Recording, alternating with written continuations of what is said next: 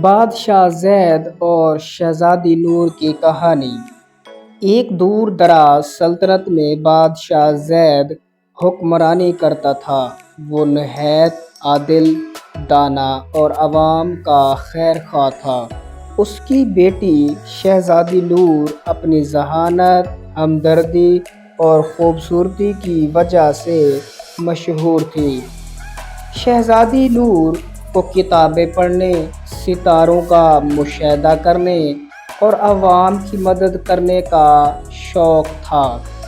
خوابوں کا ستارہ۔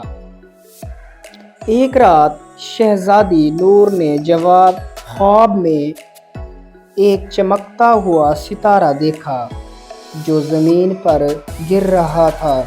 صبح ہوتے ہی اس نے بادشاہ زید سے اجازت لی اور محل کے محافظوں کے ساتھ جنگل کی طرف روانہ ہوئی۔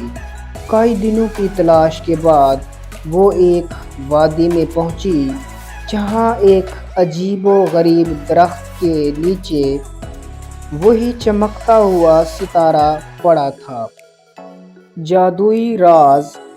جیسے ہی شہزادی نے ستارے کو چھوا، ایک روشنی پھیلی اور ایک جادوگرنی نمودار ہوئی۔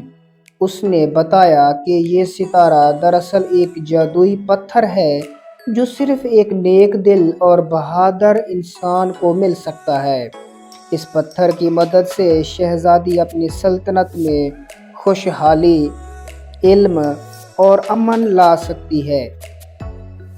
واپسی اور انقلاب۔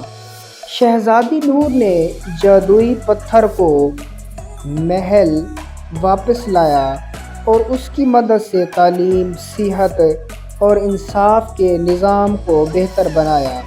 بادشاہ زید نے اپنی بیٹی کی دانائی اور قیادت سے متاثر ہو کر اسے سلطنت کی ولی عہد مقرر کیا۔ شہزادی نور نے عوام کی خدمت کو اپنا مشن بنایا اور سلطنت کو ترقی کی راہ پر گامزن کیا۔